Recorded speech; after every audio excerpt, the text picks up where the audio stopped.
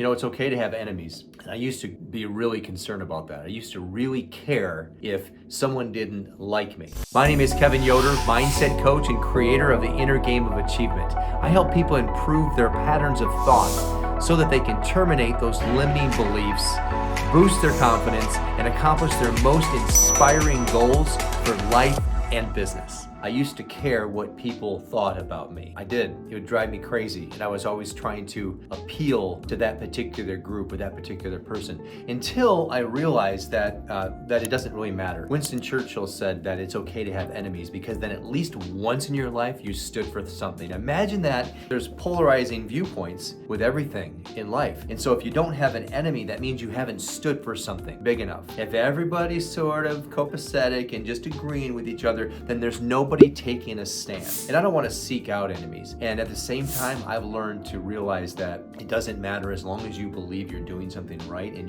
you're seeing it through and you're doing the right thing and you're abiding by your values and your commitments and your family and your God, and you're here to leave people better off than you find them. It's all that matters. It's all that matters. I was reading a story a while back and it said that, this is what reinforced it, okay? I was reading a story and it said that at a funeral, only 10 people cry. Now, how many people show up to the funeral? I don't know that. But it said that only 10 people cry. Just assume it's a normal sized funeral. Maybe there's 50 people there.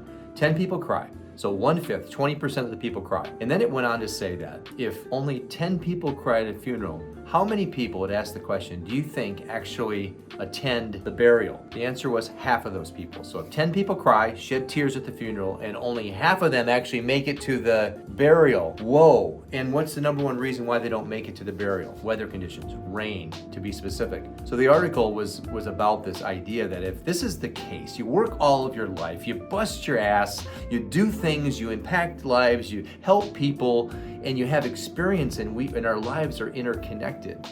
And you work and you live and you laugh and you love, and you get to the end and come to find out only 10 people cry. What was the point of that article? He said that, and this particular person said he stopped worrying what other people think about him because he realized that only 10 people are going to cry. It may be kind of a sick way to look at it. I don't think so.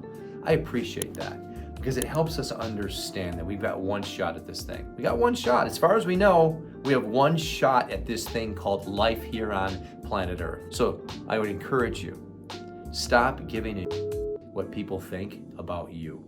And remember that if you're gonna do big things, you're gonna have some enemies. There's gonna be some collateral damage. You're not gonna make everybody happy, and nor should you try to.